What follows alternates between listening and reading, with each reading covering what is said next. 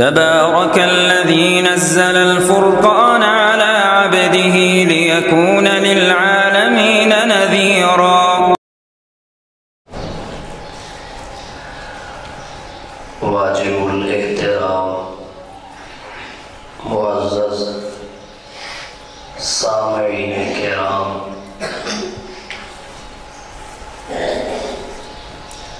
1444 ہجری کے ماہ رمضان المبارک کا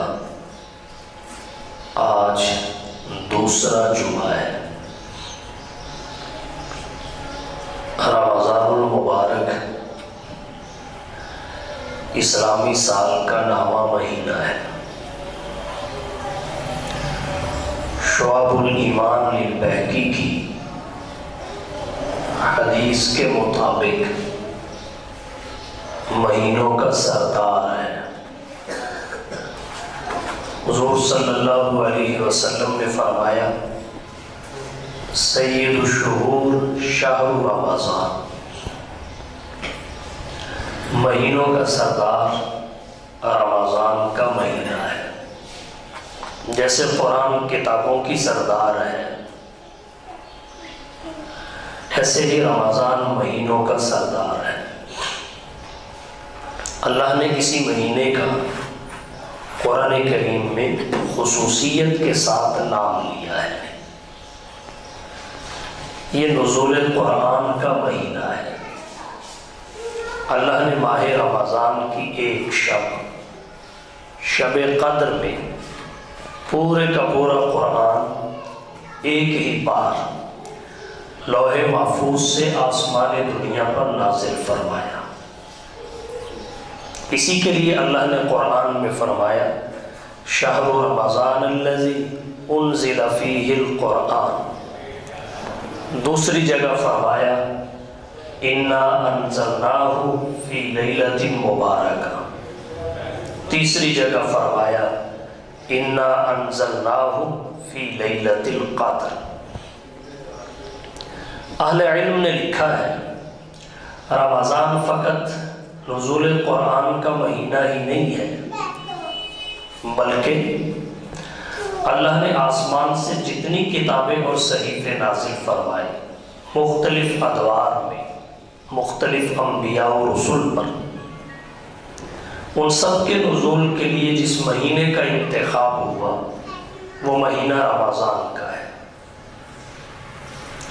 گویا اس مہینے کو کلام الہی اور وحی ربانی کے ساتھ خاص مناسبت اور گہرا تعلق ہے، جو ماہ رمضان میں قرآن کریم کی تلاوت کی کثرت کا تقاضا کرتا ہے۔ رمضان المبارک کی بہت ساری شانیں ہیں، متعدد عظمتیں ہیں۔ عیسائی شریف میں حدیث آتی ہے، رسول اللہ صلی اللہ علیہ وسلم نے فرمایا، اذا دخل شہر رمضان، جب رمضان کا مہینہ داخل آتا ہے، فتحت ابواب الجنہ، جنت کے دروازے کھول دیے جاتے ہیں، وغلقت ابواب جہنم، جہنم کے دروازے بند کر دیے جاتے ہیں، وسلسلت الشیاطین، شیطانوں کو قید کر دیا جاتا ہے، تاکہ مسلمان آسانی کے ساتھ مغفرت اور بخشش کی منزل حاصل کر سکے۔ رمضان المبارک کا ایک تعارف یہ بھی ہے کہ یہ مغفرت کا مہینہ ہی نہیں بلکہ مغفرت کا سیزن ہے، بخشش کا سیزن ہے۔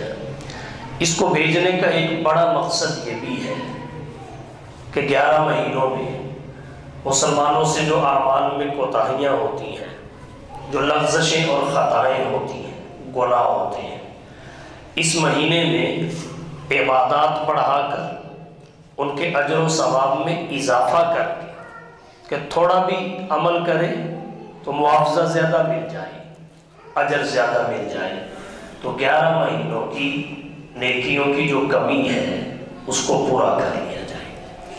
وہ یہ تلافی مافات کا مہینہ ہے، سابقہ کمزوریوں، سستیوں، کوتاہیوں کا ازالہ کرنے کا مہینہ ہے۔ اس کا نام بھی اسی بات کا پتہ دیتا ہے۔ صاحب غیاث اللغات نے لکھا ہے رمضان رمز سے بنا ہے، جس کا معنی جلنا جلانا ہوتا ہے۔ اس مہینے کو رمضان اس لیے کہتے ہیں کہ یہ انسان کے گناہوں کو جلا دیتا ہے۔ بس انسان کا کام آگ بھڑکانا ہے اعمال صالحہ کے ذریعے، گناہوں کو جلانا آگے اس آگ کا کام ہے۔ کنز العمال میں حضرت انس رضی اللہ تعالی عنہ سے روایت ہے، کہتے ہیں انما سمی رمضان، رمضان کو رمضان اس لیے کہتے ہیں لأنہ یرمز الذنوب، کیونکہ یہ گناہوں کو جلا دیتا ہے، بخشش اور مغفرت کا مہینہ ہے۔ امام قرطبی رحمۃ اللہ علیہ نے تفسیر قرطبی میں اس کے نام کی ایک وجہ اور بھی لکھی ہے، وہ یہ کہ رمضان اللہ کے ناموں میں سے ایک نام ہے۔ ذات الہی کا ذاتی نام تو اللہ ہے، هو علم لذات الواجب الوجود المستجمع لجمیع صفات الکمال۔ صفاتی نام بہت سارے ہیں، منقول اسماء 99، باقی جتنی اللہ کی صفات اتنے اللہ کے نام۔ اللہ کے ناموں میں امام قرطبی فرماتے ہیں ایک نام رمضان ہے۔ تو جب یہ اللہ کے ناموں میں سے ہے تو اس بات کا علم ہوتا ہے کہ اس مہینے کو اللہ کی ذات کے ساتھ خاص مناسبت ہے، تو پھر یہ مہینہ مغفرت اور بخشش کا سبب کیوں نہیں بنے گا؟ تو ایک تعارف اس مہینے کا یہ ہے، ایک عظمت اور شان یہ ہے کہ یہ مغفرت اور بخشش کا فقط مہینہ ہی نہیں بلکہ سیزن کا مہینہ ہے، سیزن ہے۔ اس میں رحمت اور مغفرت تقسیم ہی نہیں ہوتی، لٹائی جاتی ہے۔ موسلادھار بارش برس رہی ہو، اگر پھر بھی کسی برتن کے اندر پانی نہ جائے، برتن صحن میں ہو اس میں پانی نہ جائے، اس کا مطلب یہ ہے اس برتن کا منہ ہی الٹا ہے۔ تو اپنا منہ برتن کا سیدھا کرنے کی ضرورت ہے، طلب کا برتن، عمل کا برتن، اس کا منہ سیدھا ہو تو یہ اللہ کی جانب سے رحمت اور مغفرت کی بارش ساری سیاہی کو بہا کے لے جاتی ہے۔ یہ مغفرت کا مہینہ ہے، بخشش کا سیزن ہے۔ اگر کوئی شخص رمضان کو پا کر بھی مغفرت اور بخشش کی نعمت حاصل نہ کر سکے، اس انعام کو نہ پا سکے، اس سے زیادہ محروم اور ناکام شخص کوئی نہیں ہے۔ صحیح ابن حبان میں، صحیح ابن خزیمہ میں، دیگر حدیث کی کتابوں میں حضرت ابو ہریرہ رضی اللہ تعالی عنہ سے ایک حدیث آتی ہے، معروف حدیث ہے۔ جناب نبی کریم صلی اللہ علیہ وسلم منبر پہ تشریف لائے، پہلی سیڑھی پہ قدم رکھا، فرمایا آمین، دوسری پہ قدم رکھا، آمین، تیسری پہ قدم رکھا، آمین۔ اس سے پہلے صحابہ نے ایسا نہیں دیکھا، نہیں سنا۔ سوال کیا فراغت کے بعد، خطبے سے فارغ ہوئے، فراغت کے بعد سوال کیا، حضور پہلی مرتبہ دیکھنے سننے کو ملا، کیا خاص بات تھی؟ حضور نے فرمایا جبریل آئے تھے، میں نے پہلی سیڑھی پہ قدم رکھا، انہوں نے ایک بد دعا کی، ہلاک ہو جائے وہ شخص جس کی زندگی میں رمضان آئے مگر بخشش نہ کرائے۔ پھر جبریل نے مجھے کہا قل آمین، آمین بھی کہیے، فقلت آمین، میں نے آمین کہا۔ اب حدیث مبارکہ کے اس جز سے، اس پہلی بد دعا سے آپ اندازہ کیجئے مغفرت اور بخشش تک پہنچنا اس ماہ محترم میں وہ کتنا ضروری ہے۔ جس کی اس میں بھی نہیں ہوئی اس کی کب ہوگی؟ جب نفلوں کا ثواب فرضوں کے برابر ہے، ایک فرض کا ثواب 70 فرضوں کے برابر ہے، اللہ تعالیٰ افطاری کے وقت جہنم سے آزاد کر رہے ہوتے ہیں، دعائیں قبول ہو رہی ہوتی ہیں، اگر اس مہینے میں بھی مغفرت حاصل نہ ہوگی تو پھر کب ہوگی؟ عام دنوں میں قرآن کریم کے ایک حرف کی تلاوت پہ 10 نیکیاں ملتی ہیں، اس مہینے میں 70 ملتی ہیں، اور یہ بھی ہمارے لالچ اور طمع کو سامنے رکھ کر ذکر کیا گیا، وگرنہ اللہ اس سے زیادہ بھی دیتے ہیں۔ واللہ یضاعف لمن یشاء، اور زیادتی کی کوئی حد اور مقدار بھی ذکر نہیں کی، جتنی طلب خالص ہوگی، خشوع خضوع اور اخلاص ہوگا، اسی قدر اضافہ ہوگا۔ تو اگر اس مہینہ میں بھی یہ نعمت حاصل نہ ہوئی مغفرت کی تو پھر کب ہوگی؟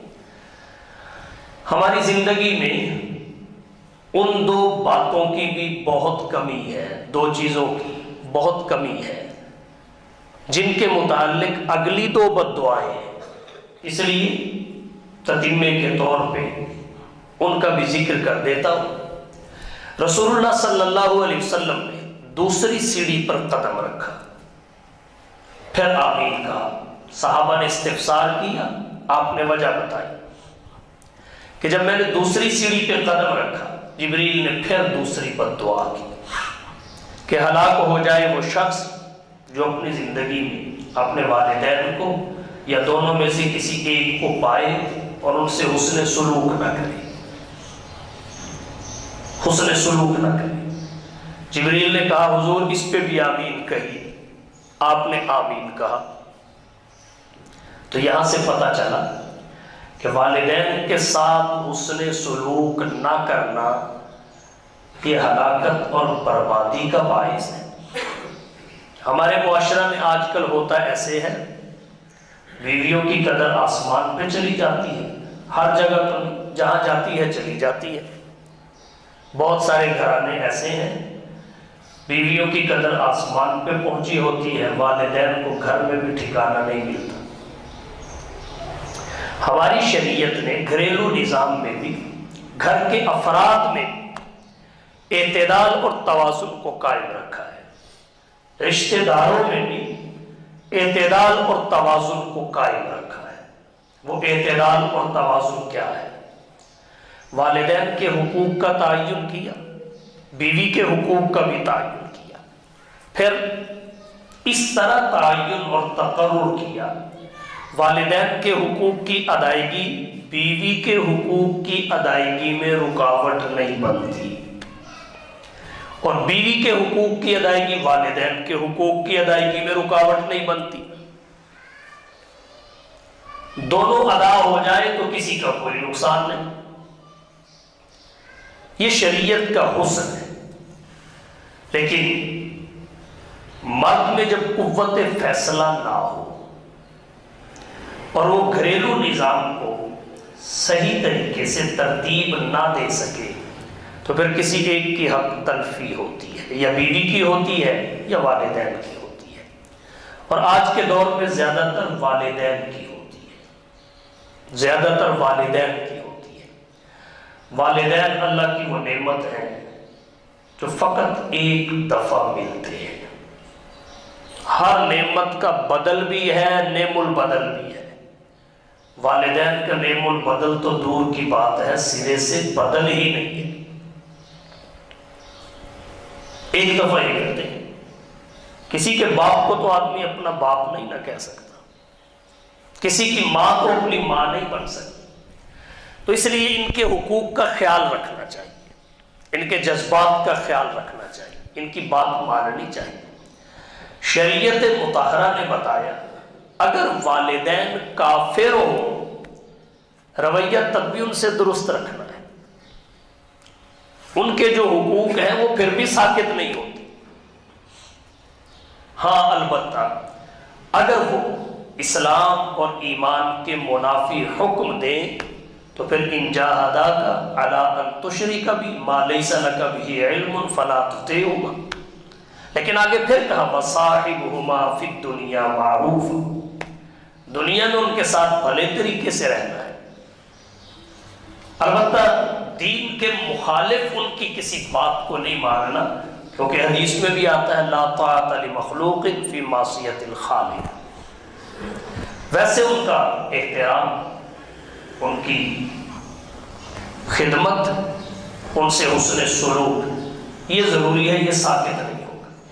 بھائی اگر کافر بھی ہوں، والدین تو ہیں، کافر ہونے سے، والد اور والدہ ہونے سے تو خارج نہیں ہو جائیں گے، تو یہ حق تو ان کا باقی رہے گا۔ اللہ تعالیٰ کسی بھی انسان کے وجود کا سبب حقیقی ہے، والدین اس کے وجود کا سبب ظاہری ہے۔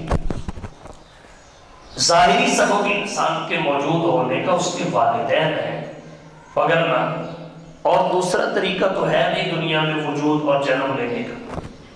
اس لیے والدین کے حقوق کی بھی رعایت کی جائے، بیویوں کی بھی حق تلفی درست نہیں ہے، سب کچھ چھوڑ کے آتی ہیں، ایک خامد کے لیے آتی ہیں۔ پر یہاں ایک بات اور عرض کرتا ہوں، عید کا موقع آ رہا ہے، اپنے گھروں میں ایک نظر دوڑائیں۔ اگر کسی ماں کے 4 بیٹے ہیں تو کبھی ایسا تو نہیں ہو جاتا کہ ہر ایک سوچتا رہے اماں نو کپڑے دوسرا بھائی دلوائے گا، وہ کہے دوسرا دلوائے گا، وہ کہے دوسرا دلوائے گا، بیویوں کی شاپنگ سب کی مکمل ہو جائے اور عید کے دن پتہ چلے والدہ کے تو کپڑے ہی نہیں آئے، کہیں ایسا تو نہیں ہو رہا؟ تو ہر ایک سمجھے کہ والدہ کی خدمت، ضروریات کو پورا کرنا یہ میری ذمہ داری ہے، پھر اس کے ساتھ آپ کا جو معاملہ ہوگا یقیناً وہ ان کی خوشی کا باعث بنے گا۔ تو بہرحال کمی تھی یہ بھی کہ والدین ہو یا دونوں میں سے کوئی ایک ہو اور ان کو راضی نہ کرے، ان سے حسن سلوک نہ کرے، تو یہ ہمارے آج کے معاشرہ میں بہت بری صورتحال ہے۔ بعض والدین اولڈ ہوم میں رہتے ہیں، جن کی جوانی کی کمائی سے گھر بنتا ہے، انہیں اس گھر میں ایک کمرہ اور کمرے میں ایک چارپائی تک میسر نہیں آتی۔ ایسے بہت سارے گھرانے ہیں۔ سوچ لینا چاہیے کہ کل ہم نے بھی تو والدین بننا ہے، ہماری بھی تو اولاد ہوگی۔ غالباً حضرت عمر رضی اللہ تعالی عنہ کا قول ہے، اگر کوئی شخص یہ چاہتا ہے کہ میری اولاد میرے ہاتھ میں رہے، فرما بردار رہے، میرے ساتھ حسن سلوک کرے، تو جن کی وہ اولاد ہے ان کے ساتھ یہی معاملہ کرنے لگ جائے، اس کی اولاد اس کے ساتھ وہی کرے گی۔ اور اگر آپ ان سے حسن سلوک نہیں کریں گے جن کی آپ اولاد ہے، تو پھر اپنی اولاد سے حسن سلوک کی توقع نہ رکھیں، اپنی اولاد سے حسن سلوک کی توقع نہ رکھیں۔ تیسری سیڑھی پر رسول اللہ صلی اللہ علیہ وسلم نے قدم رکھا، پھر آمین کہا۔ اس کی وجہ یہ بتائی کہ جبریل نے کہا تھا اللہ کے رسول جب کسی کے سامنے آپ کا نام نامی اسم گرامی لیا جائے، وہ درود نہ پڑے تو وہ بھی ہلاک ہو جائے، اس پہ بھی آمین کہیے۔ رسول اللہ نے آمین کہہ دیا۔ اس لیے جب حضور صلی اللہ علیہ وسلم کا نام نامی اسم گرامی محمد صلی اللہ علیہ وسلم کسی مجلس میں لیا جائے، ہر دفعہ نام سن کر درود پڑھا جائے تو کیا ہی کہیں، لیکن ایک دفعہ اس مجلس میں درود پڑھنا واجب ہے، اگر نہیں پڑھا جائے گا تو گناہگار ہوگا۔ تو ہمارے موضوع سے متعلق اس حدیث میں ذکر کی جانے والی 3 بد دعاؤں میں سے پہلی بد دعا ہے کہ وہ شخص ہلاک ہو جائے جو رمضان کا مہینہ پائے اور اپنی مغفرت نہ کرا سکے۔ تو ہمیں چاہیے اپنی مغفرت کے لیے تگ و دو کریں، بخشش کے لیے۔ یہ نیکیوں کا سیزن ہے، مغفرت کا سیزن ہے، بخشش کا سیزن، اور اللہ تعالیٰ مغفرت، بخشش، جنت، ان سب چیزوں کی قیمت نہیں مانگ رہے، بہانہ مانگ رہے ہیں، بہانہ۔ اور اگر ہم بہانہ بھی پیدا نہ کر سکیں تو پھر ہم سے زیادہ غافل کون ہوگا؟ اور حقیقت یہ ہے وہ مانگتا بھی بہانہ ہی ہے، بہانہ، وگرنہ یہ ساری دنیا ایک گھونٹ پانی کی قیمت نہیں بن سکتی۔ اگر اس ساری دنیا کی قیمت ایک مچھر کے پر کے برابر بھی ہوتی تو دنیا میں کسی کافر کو کچھ نہ ملتا، اس کی تو اوقات ہی کوئی۔ پر ہم نے جنت کی نعمتوں کو دیکھا، محسوس کیا، اس وجہ سے ہمیں سب کچھ دنیا ہی نظر آتی ہے۔ جب آخرت دیکھ لیں گے تو پھر اس سے حقیر شے کوئی نہیں ہوگی، پھر سب سے حقیر یہ دنیا ہوگی۔ تو اس لیے میں نے عرض کیا اللہ قیمت نہیں مانگ رہے، بہانہ مانگتے ہیں۔ اس پہ ایک چھوٹا سا واقعہ ذکر کرتا ہوں جو امام قرطبی رحمۃ اللہ علیہ نے بلا حوالہ ذکر کیا ہے، اس سے آپ اندازہ کیجیے۔ میدان محشر میں ایک موقع ایسا بھی آئے گا، ایک شخص کی بخشش کے لیے ایک نیکی کم پڑ جائے گی، فقط ایک نیکی۔ ایک نیکی کم ہونے کی وجہ سے جنت کا دروازہ اس کے لیے بند ہو جائے گا، پریشان ہوگا، والا ایک نیکی کم ہے، فضل فرما۔ اللہ تعالیٰ کہیں گے چلو ٹھیک ہے، کسی سے لے آؤ کسی سے۔ وہ مارا مارا پھرے گا، وہاں کون کسی کو نیکی دیتا ہے، وہاں تو اپنے پرائے ہو جائیں گے، پہچاننے والے اجنبی بن جائیں گے۔ قرآن کہتا ہے یوم یفر المرء من اخیہ وامہ وابیہ وصاحبتہ وبنیہ لکل امرئ منہم یومئذ شأن یغنی۔ ہر ایک کو اپنی اپنی پڑی ہو، خاوند بیوی کا نہیں، بیوی خاوند کی نہیں، بھائی بھائی کا نہیں، اولاد ماں کی نہیں، ماں اولاد کی نہیں، باپ بیٹوں کا نہیں، بیٹا باپ کا نہیں، وہاں کون کسی کو پہچانے گا؟ ہر ایک کو اپنی اپنی پڑی ہو، نفسی نفس۔ اور وہ تو موقع جب آئے گا دنیا میں ہر ایک کو اپنی اپنی پڑی ہے، بھائی بھائی کو نہیں پوچھتا، دنیا کے لیے بھائی بھائی کا گلا کاٹتا۔ ایسے مواقع بھی پڑھنے اور سننے کو مل رہے ہیں، سوشل میڈیا کا دور ہے، جائیداد کے لیے ماں کا گلا دبایا جا رہا ہے، باپ کو قتل کیا جا رہا ہے، یہ معمول بن چکے ہیں۔ تو وہاں کون کسی کو نیکی دیتا ہے؟ بندہ مارا مارا پھرے گا، سب کے پاس جائے گا، بلاخر تھک کے گر جائے گا۔ ایک شخص پوچھے گا معاملہ کیا ہے؟ وہ کہے گا ایک نیکی کا، جنت کو تالا لگا ہوا ہے، میری جنت بند ہے ایک نیکی کی وجہ سے۔ گویا جنت کی چابی کا ایک دندان کم ہے، اگر وہ مل جائے تو تالا کھل جائے۔ اب اللہ کا کرنا دیکھیے، جو بندہ پوچھ رہا ہے اس کے پاس ہوگی ہی ایک نیکی، اس کی کم ایک ہے، اس کے پاس ٹوٹل ایک ہے۔ وہ کہے گا یار میں تو نیکی کی وجہ سے جا نہیں سکتا کیونکہ میری ہے ہی، تیرے پاس اتنی ہے، ایک کم ہے، تو نہیں جا رہا تو میں ایک کو لے کے کیا کروں گا؟ اگر گیا تو اللہ کے فضل سے ہی جاؤں گا۔ چلو دونوں تو باہر نہ رہیں، یہ تو ایک مجھ سے لے، تو جا، اگر میری قسمت میں ہوا تو میں بھی چلا جاؤں گا۔ اس شخص کو نیکی ملے گی، وہ دوڑا دوڑا حاضر ہوگا، مولا نیکی مل گئی، اب مجھے جنت میں جانے دیں۔ حکم ہوگا نہیں، پریشان ہو جائے گا، اللہ کہیں گے ابھی نہیں، پریشان ہوگا کیوں؟ مولا تو نے ہی تو کہا تھا۔ اللہ فرمائیں گے جب تک نہیں جا سکتا تب تک وہ بھی تیرے ساتھ نہ آئے جو تیرے جنت میں جانے کا سبب بن ہے،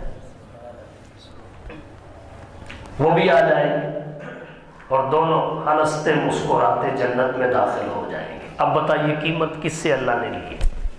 بہانہ ہی تو ہے، ایک بھی دے بیٹھا، اب تو ایک بھی نہ رہی، پھر جنت مل گئی، بہانہ اسے نہیں تو کسے کہیں؟ اگر کوئی خاتون بدعملی کی زندگی گزارے اور کسی کتے کے پیاسے بچے کو اپنا جوتا دوپٹے کے ساتھ باندھ کر کنویں میں اتار کر پانی نکال کر پلا دے اور اس کی جان بچا دے، اسی پہ اس کی بخشش ہو جائے، تو یہ قیمت نہیں ہے، مول نہیں ہے، یہ بہانہ ہے۔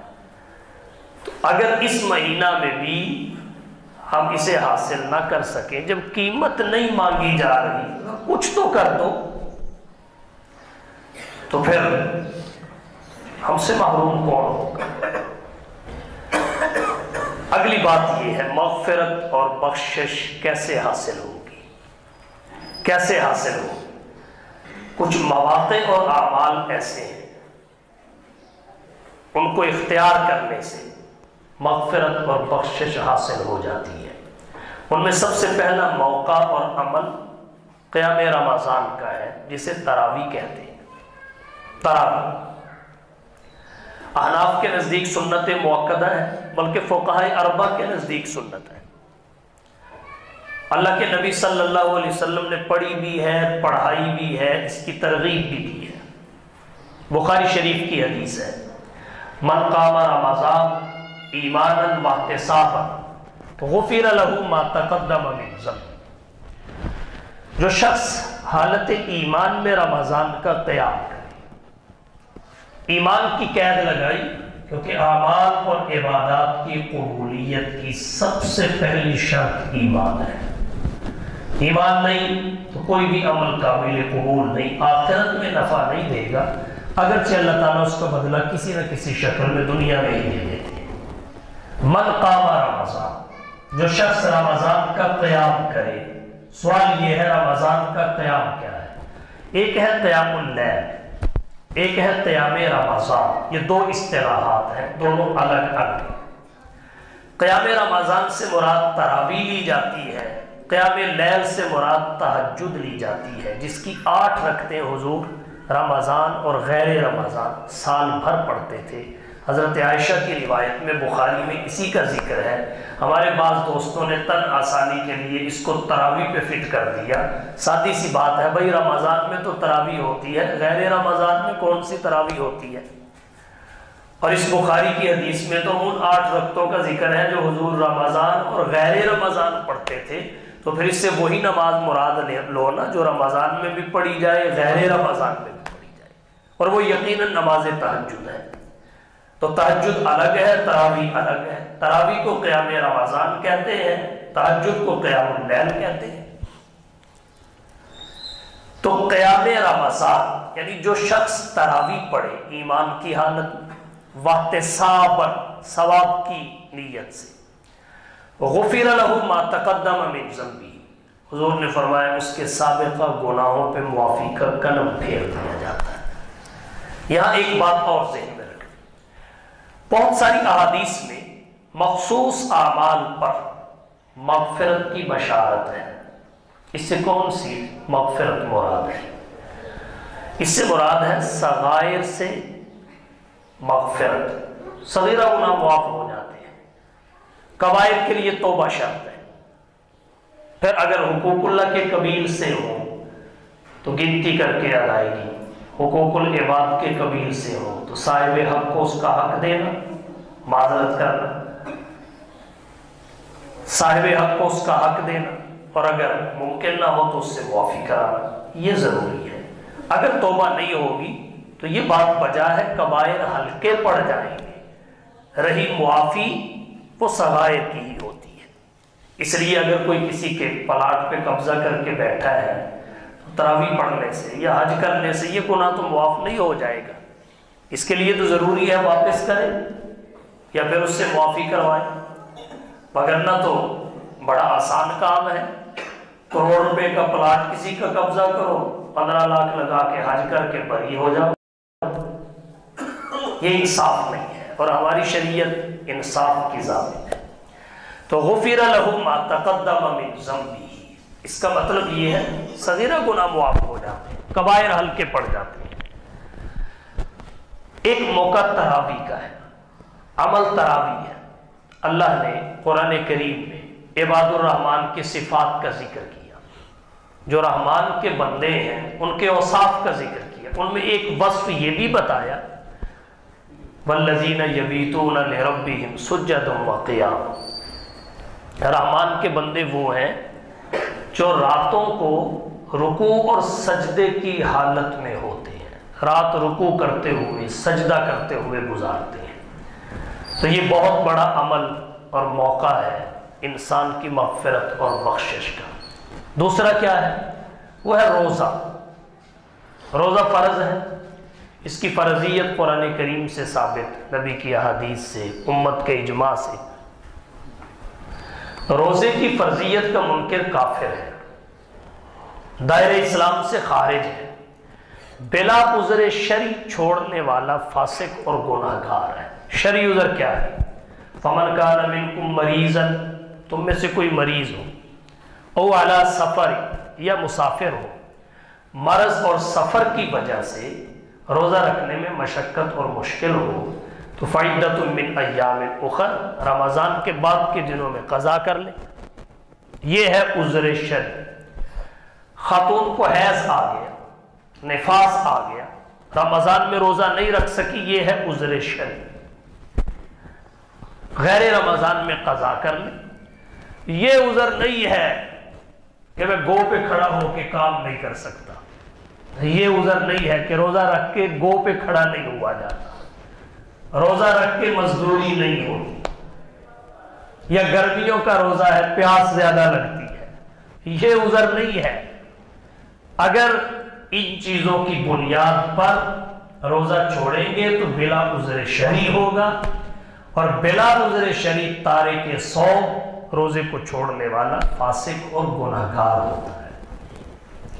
اگر بلا عذر شرعی ایک روزہ رمضان میں نہ رکھا جائے، چھوڑ دیا جائے، پھر زندگی بھر بھی وہ روزے رکھتا رہے تو اس ایک روزے کی برکات حاصل نہیں کر سکتا۔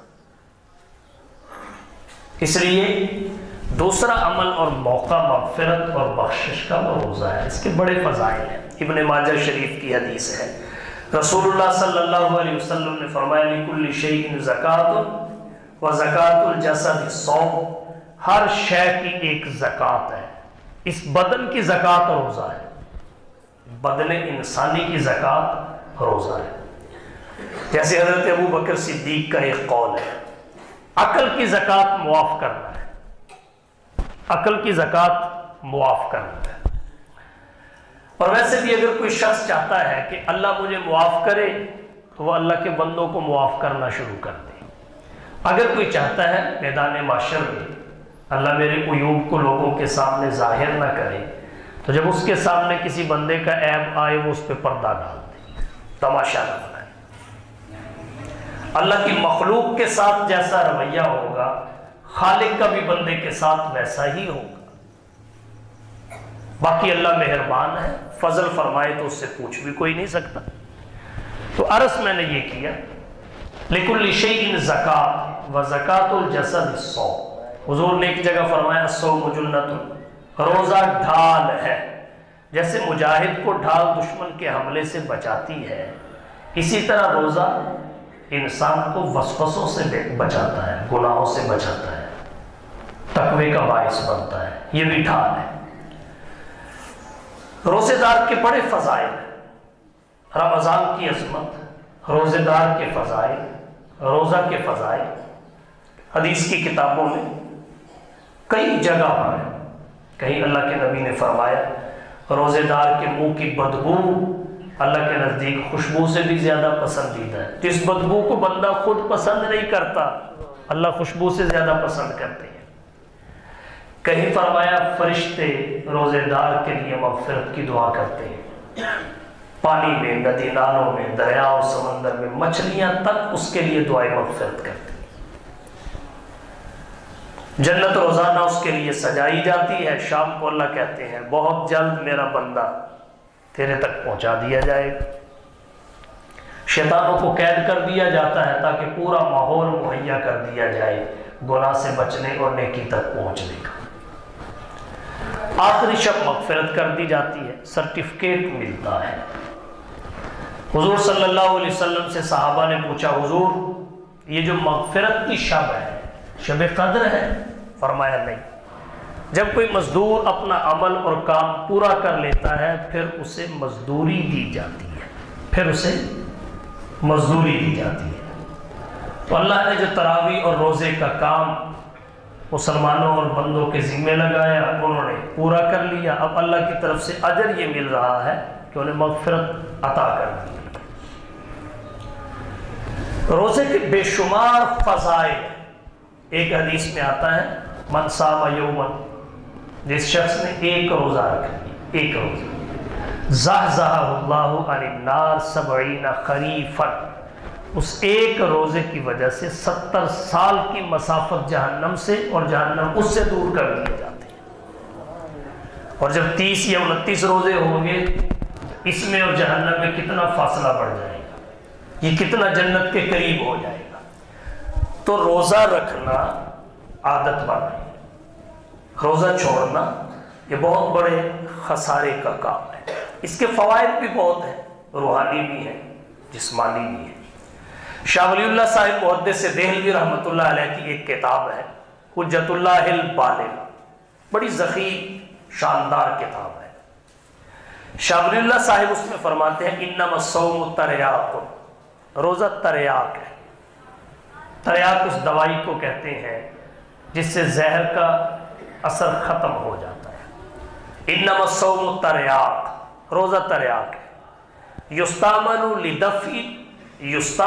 لدفع السموم النفسانیہ، یہ نفسانی زہر کو زائل کرنے کے لیے استعمال کیا جاتا ہے، ایسا تریاق ہے۔ نفسانی زہر مطلب انسان کے اندر جو بہیمیت ہے، حیوانیت ہے، نفسانی جذبات اور خواہشات ہیں، وہ مغلوب ہو جاتے ہیں، روحانیت غالب آ جاتی ہے۔ روحانی فائدہ کیا ہے؟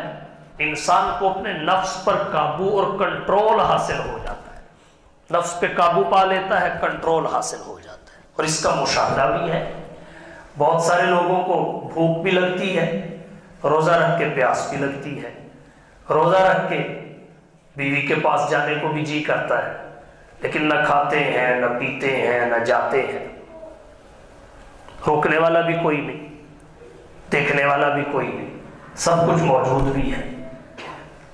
کیوں نہیں جاتے؟ اللہ دیکھ رہا ہے، اپنے آپ پہ قابو رکھتے ہیں، نفس پہ کنٹرول ہوتا ہے۔ جب تک افطار کا اعلان مسجد سے نہیں ہو جاتا، ایک کھجور بھی منہ میں نہیں رکھتے، کھانا تو بڑے دور کی بات ہے۔ تو نفس پر یہ قابو اور کنٹرول، یہ روحانی فائدہ ہے روزے کا۔ گناہوں سے بے رغبتی پیدا ہوتی ہے، عبادات میں لذت آنے لگتی ہے، اور یہ یقین ہو جاتا ہے کہ اور کوئی دیکھے نہ دیکھے، اللہ مجھے دیکھ رہا ہے۔ بند کمرے میں بھی نہیں کھاتا، بند کمرے میں بھی نہیں پیتا، سب کچھ ہوتے ہوئے کچھ نہیں کرتا۔ یہ ہے روحانی فائدہ۔ غربا کی غربت کی تکلیف کا احساس ہوتا ہے، ان کی بھوک اور پیاس کی کیفیت کا اندازہ ہوتا ہے۔ وگرنہ امیر آدمیوں کہتے ہیں، امیر آدمیوں کے تو 24 گھنٹے کھانے پینے میں گزرتے ہیں، کبھی ناشتہ، کبھی چائے، کبھی کافی، کبھی بوتل اور جوس، کبھی فروٹ، کبھی ڈرائی فروٹ، چلتے ہی رہتے ہیں۔ ان کی جانب بلا بھوک اور پیاس کی تکلیف کیا ہوتی ہے؟ جب وہ 29 یا 30 دن روزہ رکھتے ہیں تو ایک خاص وقت تک کے لیے بھوکے پیاسے رہتے ہیں، پھر انہیں اندازہ ہوتا ہے کہ بھوک کی تکلیف کتنی سخت ہوتی ہے، پیاس کی تکلیف کتنی سخت ہوتی ہے۔ تو عبادت کے طور پہ بھوک اور پیاس برداشت کر رہا ہے، مشکل میں ہے۔ تو جو معمول کے طور پہ مال نہ ہونے کی وجہ سے عبادت سے ہٹ کے بھی بھوکے اور پیاسے رہتے ہیں، وہ کتنی تکلیف میں ہوتے ہوں گے۔ پھر یہاں سے خیرات کا جذبہ پیدا ہوتا ہے، ہمدردی کے جذبات پیدا ہوتے ہیں، اور اس سے بندے کے لیے نیکیوں کا ایک الگ باب کھل جاتا ہے۔ فرشتوں کے ساتھ مشابہت پیدا ہو جاتی ہے روزے دار کی، یہ بھی روزے کے روحانی فوائد میں آتا ہے۔ فرشتوں کی خوبی کیا ہے؟ قرآن کہتا ہے لا یعصون اللہ ما امرهم ویفعلون ما یؤمرون، وہ اللہ کی فرما برداری ہی کرتے ہیں، نافرمانی نہیں کرتے، پلک جھپکنے کے بقدر نافرمانی نہیں کرتے۔ چلو بندہ وہاں تک تو نہیں پہنچتا، لیکن بڑی حد تک جب روزہ رکھ لیتا ہے تو بڑے معاملات سے بچ جاتا ہے جو ناپسندیدہ ہے، اور بڑے وہ کام کرتا ہے جو اللہ کو پسند ہے، تو کسی حد تک مشابہت پیدا ہو جاتی ہے۔ اور یہ تو پیدا ہو ہی جاتی ہے کہ فرشتے نہیں کھاتے، یہ بھی نہیں کھاتا، وہ نہیں پیتے، یہ بھی نہیں پیتا، ان کی بیوی نہیں، اس کی ہے بھی ہے تو یہ بیوی کے پاس نہیں جاتا۔ یہ ہے مشابہت جو فرشتوں کے ساتھ پیدا ہو جاتی ہے، اگرچہ ایک خاص مدت تک صحیح، صبح صادق سے لے کر غروب آفتاب تک صحیح، لیکن اتنی مشابہت فرشتوں کے ساتھ پیدا ہو جانا یہ اللہ کی قربت کا سبب بنتی ہے۔ تو یہ روزے کے روحانی فوائد ہیں۔ جسمانی فوائد بھی بہت سارے ہیں، جسم کی سستی دور ہو جاتی ہے، جسم کی رطوبتیں کم ہو جاتی ہیں، زائد رطوبتیں کم ہو جاتی ہیں، بلغمی امراض کے لیے روزہ انتہائی مفید ہے، معدہ کے امراض کے لیے روزہ انتہائی مفید ہے۔ حکماء اور اطباء نے یہ بات لکھی ہے کہ صحت مند آدمی کے لیے سال میں 1 مہینہ ایک خاص مدت تک بھوک اور پیاس برداشت کرنا ضروری ہے۔ تو یہ ہماری شریعت کا حصہ ہے۔ تو ہماری شریعت عقل اور حکمت کے عین مطابق ہے، عقل اور حکمت کے عین مطابق ہے۔ اس لیے یہ بھی ایک عمل اور موقع ہے جس سے مغفرت تک پہنچنا، اس کو حاصل کرنا یقینی اور آسان ہو جاتا ہے۔ ایک چیز اور ذکر کر دیتا ہوں۔ ایک چیز ہے دعا کا اہتمام کرنا، پھر دعا کی قبولیت کے مواقع ہیں، سحری کا موقع ہے، افطاری کا موقع ہے۔ رسول اللہ صلی اللہ علیہ وسلم نے افطاری کے موقع کی دعا کے لیے فرمایا ان للہ عند کل فطر عتقا، اللہ ہر افطاری کے وقت بہت سارے لوگوں کو جہنم سے آزاد کرتے ہیں۔ وذالک فی کل لیلۃ، اور یہ ایک آدھ دن نہیں ہوتا، جب تک رمضان ہوتا ہے ہر شب یہ فضل ہوتا ہے۔ اس موقع پر اگر دعا کی جائے تو رائے گاہ نہیں جاتی۔ سحری کے وقت، افطاری کے وقت، تلاوت کے وقت اللہ سے دعا کریں۔ اور ہمارے معاشرے میں آج کل دعا ویسے بھی پڑھی جاتی ہے، مانگی نہیں جاتی۔ دعا پڑھنے اور مانگنے میں بڑا فرق ہے۔ اگر دعا مانگی جائے تو قبول ہوتی ہے۔ اس مہینے میں ہر بندے کی ایک دعا تو روزانہ ضرور قبول ہوتی ہے، روزانہ ضرور قبول ہوتی ہے حدیث شریف کے مطابق۔ تو آپ روزانہ پہلی دعا ہی یہ کر لیا کریں، اے اللہ آج جو بھی دعا مانگوں قبول کر لیں، پھر جو مرضی مانگتے رہیں۔ اور ایک بات یہاں اور بھی عرض کرتا جاؤں، اگر کسی کے ذہن میں یہ اشکال پیدا ہو کہ میں نے فلانی دعا مانگی نتیجہ ظاہر نہیں ہوا، فلانی مانگی نتیجہ ظاہر نہیں ہوا، فلانی مانگی نتیجہ ظاہر نہیں ہوا، پریشان ہونے کی بات نہیں۔ قبولیت کے درجات ہیں۔ قبولیت کبھی دعا فوراً قبول ہوتی ہے، جو مانگا جاتا ہے وہ مل جاتا ہے۔ کبھی اس طرح قبول ہوتی ہے کہ جو مانگا جاتا ہے وہ فوری نہیں ملتا، زندگی کے کسی نہ کسی موڑ پہ مل جاتا ہے۔ کبھی ایسے بھی قبول ہوتی ہے کہ جو مانگا جاتا ہے وہ تو نہیں ملتا، البتہ آنے والی مصیبت اس دعا کی وجہ سے ٹال دی جاتی ہے۔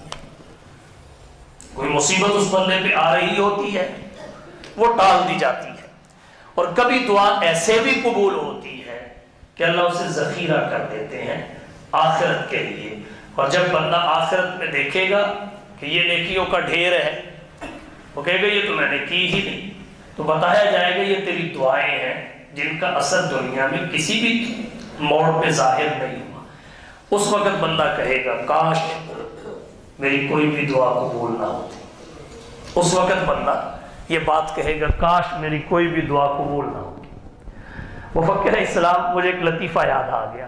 مفکر اسلام حضرت علامہ زاہد الراشدی صاحب دامت برکاتہم العالیہ میرے استاد بھی ہیں، شیخ ہیں، ہمارے اس مدرسہ کے سرپرست بھی ہیں۔ ہمارے گھر میں حضرت کا آنا جانا رہتا ہے مختلف مواقع پر۔ میرے بڑے بیٹے نے قرآن کریم حفظ کیا، دونوں بیٹے الحمدللہ قرآن کے حافظ ہیں۔ جب بڑے بیٹے نے قرآن حفظ کیا، حضرت تشریف لائے اور بیٹے کو کہا کوئی سورت سناؤ۔ وہ پہلے تردد کر رہا تھا، پھر اس نے سورت سنا دی۔ جب سورت سنا دی حضرت نے 1000 روپیہ نکال کے اسے انعام دیا، 1000 روپیہ، پھر کہا لگا کر ہنسے اور فرمانے لگے مولوی شاہ نواز ایک لطیفہ نہ سنا دیا۔ میں نے کہا جی ضرور سنائیے۔ حضرت فرمانے لگے میں کسی جگہ گیا، وہاں میزبان نے اپنے بچے کو میرے سامنے پیش کیا اور مجھے بتایا یہ قرآن کی ابتدائی چھوٹی صورتیں جو ہیں 30ویں پارے کی اچھی پڑھتا ہے۔ تو میں نے اس کے کہا سناؤ، وہ بچہ سنا نہیں رہا تھا، خیر لے دے کے اس سے پڑھوایا اور اس نے ایک سورت سنا دی۔ جب اس نے ایک سورت سنائی تو استاد فرماتے ہیں میں نے اسی طرح نوٹ جیب سے نکالا اور اس کو پکڑا دیا۔ تو جب اس نے وہ پیسے پکڑے پھر وہ بچہ خود کہنے لگا نکی ہور بھی آندی ہے، نکی ہور بھی آندی ہے، یعنی میرے کو اور بھی آتی ہے۔ اب تو 1000 روپیہ مل رہا ہے سورت پہ، اس نے سوچا آج میری 10-20 ہزار کی دہاڑی لگ سکتی ہے۔ تو بندہ بھی وہاں یہ کہے گا کاش میری دنیا میں کوئی بھی قبول نہ ہوتی، آج یہاں یہ نیکیاں مجھے ان دعاؤں کی وجہ سے ملتی۔ تو قبولیت کے درجات ہیں۔ پنجابی جی کہنے لیں کاڑیاں نہیں پہنا چاہیے، کام نہیں چھڑنا چاہیے، کام کرتے رہیں، دعائیں کرتے رہیں، اپنے لیے مانگیں، اپنے بچوں کے لیے مانگیں، اپنی بیوی کے لیے مانگیں، رشتہ داروں کے لیے مانگیں، دوستوں کے لیے مانگیں، دشمنوں کے لیے مانگیں، دنیا کے لیے مانگیں، آخرت کے لیے مانگیں، ملک کے لیے مانگیں، دین کے لیے مانگیں، مانگتے رہیں اور بدل بدل کے مانگیں، نئی نئی دعائیں مانگیں، نئی نئی چیزیں اللہ سے مانگیں۔ یہ ذات وہ ذات ہے جو مانگنے سے خوش ہوتی ہے۔ بڑے سے بڑا آدمی مانگنے سے ناراض ہوتا ہے، اللہ مانگنے سے راضی ہوتا ہے، نہ مانگنے پہ ناراض ہوتا ہے۔ تو مغفرت حاصل کرنے کا ایک موقع اور عمل دعا بھی ہے، مانگی جائے پڑھی نہ جائے۔ مانگنا اور ہے، پڑھنا اور ہے۔ ایک عمل سخاوت بھی ہے۔ جناب نبی کریم صلی اللہ علیہ وسلم اجود الناس تھے، انسانوں میں سب سے سخی حضور گزرے ہیں، آپ سے سخی کوئی نہیں گزرا۔ سال بھر آپ کی سخاوت کا دریا بہتا تھا، آپ کی سخاوت کی بارش برستی تھی، لیکن رمضان میں تو آپ کی سخاوت آندھی سے بھی تیز چلتی تھی، آندھی سے بھی تیز چلتی تھی۔ تو سخاوت کو معمول بنائیں، خیرات کریں، زکوٰۃ، صدقات، عطیات۔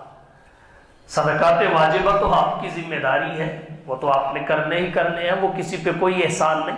اس سے ہٹ کے بھی کریں، اس سے ہٹ کے بھی کریں۔ اور ایک ہے نیکیاں کرنا، گناہوں سے بچنا۔ کرنے کی نیکیاں بہت ہیں، نہ کرنے کا کام ایک ہی ہے کہ گناہ نہیں کرنا، اور یہ ہر نیکی کی بنیاد ہے۔ تو یہ وہ اعمال ہیں جن سے مغفرت یقینی ہو جاتی ہے، رمضان کا مقصد پورا ہو جاتا ہے۔ اللہ تعالیٰ مجھے اور آپ کو اس کی قدر کرنے کی توفیق بخشے۔ وآخر دعوانا ان الحمد